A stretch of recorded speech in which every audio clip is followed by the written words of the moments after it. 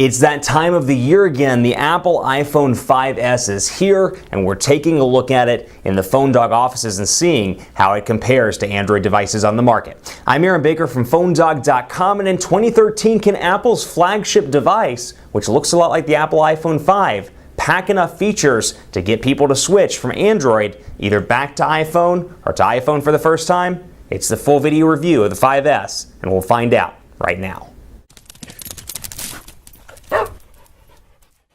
Oh, the iPhone. You come around every year and you change stuff up, and for the most part, you're a game changer. The Apple iPhone came out in 2007. It revolutionized the smartphone space. Now, all these generations later, the 5S and the 5C, which obviously is not pictured here, are both available through Apple. The question is, Android and even Windows Phone 8 to an extent have gotten to a point now where they can compete. Fantastic App Store on the Android side, nice ecosystem on the Microsoft side. So as we go into this, a lot of the focus is going to be on not only how this device performs and how it looks, but in 2013 what the landscape looks like. Because more than ever, and I say this every year with every iPhone review, but more than ever, you've got options and you got the choice to get what matters most to you. So, in 2010, for example, let's say you used Gmail and you wanted an Android device, but they were stuttery, they were laggy, and you went with this for the fluidity. Well, 2013, there are plenty of Android devices that are fluid. So the question and the argument, if you will, becomes less and less of, this one's distinctly better, this one's distinctly better, and more so what matters to you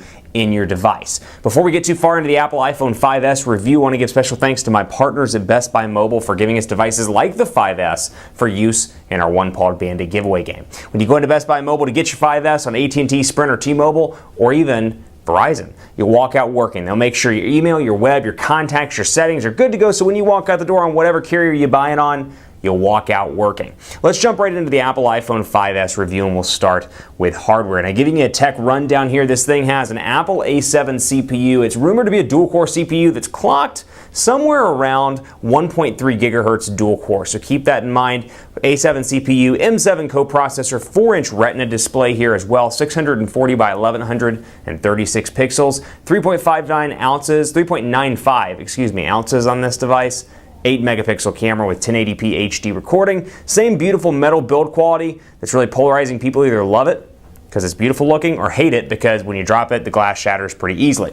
Depends on what you like. Apple's iOS 7 here as well. You've got the fingerprint sensor down here at the bottom, doubles up as a home button, and this is available at AT&T, Sprint, T-Mobile, and Verizon for $199 as a starting point. 16, 32, 64 gigabytes of storage configuration options, and you've got space gray, which is this one, you've got gold, and you've got white.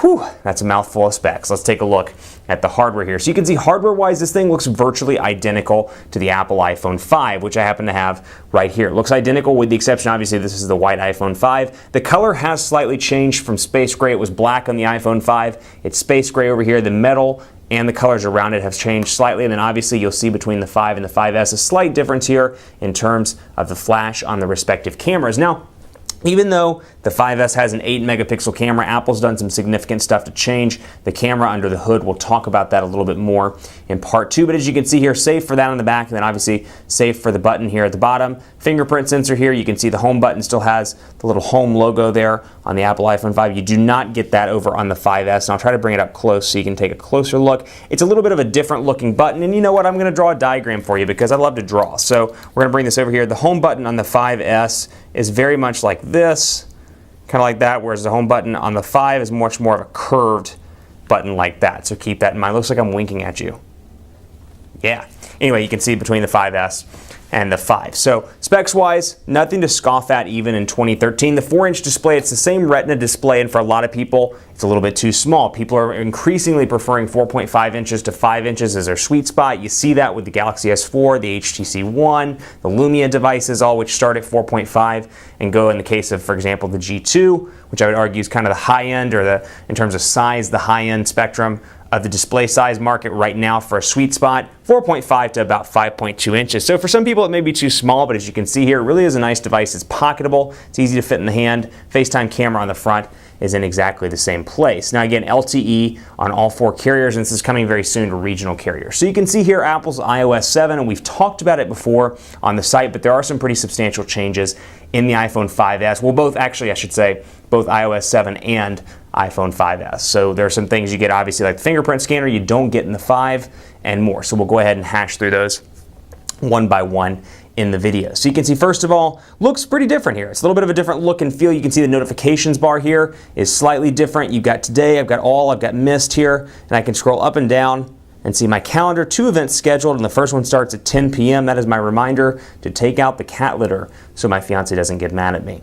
True story. Tuesday, September 24th, you can see the calendar here. For whatever reason, I don't have my work, actually I know why I deleted it. I don't have my work calendar synced up on this one right now. And you can see even in the network identifier here, it looks different with the circles as well, and then LTE instead of a customized, let's say, AT&T logo or Verizon logo. So you've got that, but then you also have notifications, or I should say quick access buttons from the bottom here just by swiping up. And you've got quick access to airplane mode, Wi-Fi, Bluetooth, do not disturb, and portrait lock or orientation lock, where I can lock it up in portrait mode and not have to worry about it shifting when I'm laying down and watching or holding the device sideways. Brightness here, as you can tell, music shortcuts, AirDrop as well, which we'll talk about in part 2, and then shortcuts to flashlight on the back, which you can see right there.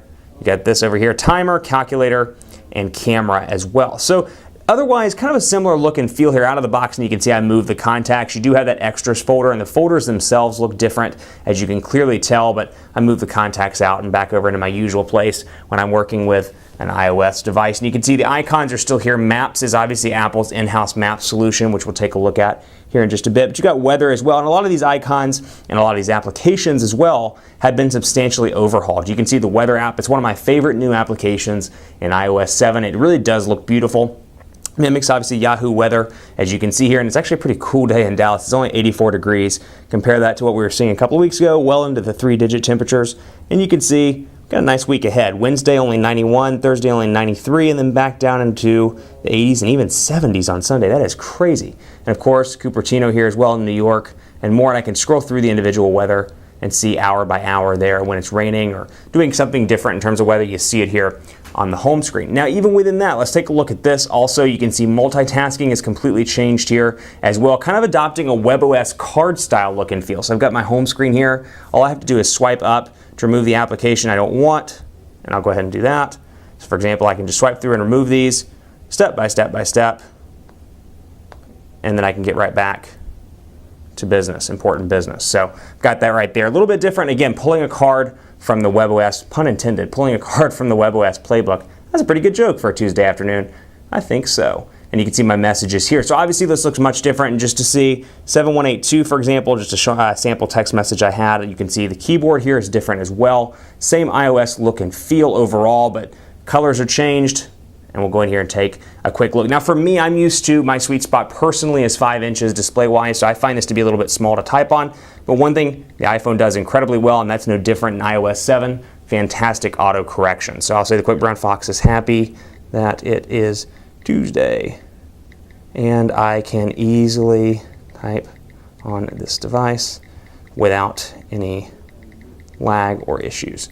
So very quick and easy to type on. The display, yes, is on the small side, but still autocorrect is second to none on iOS 7. The downside is you can't install third-party keyboards here. You're relegated to using Apple's keyboard. So if you don't like it, you're out of luck, unfortunately. But portrait landscape here faster than ever, thanks to the A7 CPU and the M7 coprocessor. And you've got shortcuts here, as you would expect, to camera to take pictures. And again, just the overall font, the overall iOS 7 within itself is flatter, and you can see the font has changed as well in this. So a little bit different in terms of the look and feel, but overall kind of the same experience. It just looks different all around. So you can see here, for example, airplane mode. All this stuff was in iOS 6. It's just been tweaked and changed a little bit to make it look different for iOS 7. So you can see the icons are different and more. Keep it locked right here for part 2. We'll pick it up by talking about the fingerprint ID or fingerprint sensor down here at the bottom, one of the distinguishing features of the iPhone 5S. We'll go into the camera and take a look at that, and we'll do some speed tests to test AT&T's 4G LTE network connectivity, and we'll round it out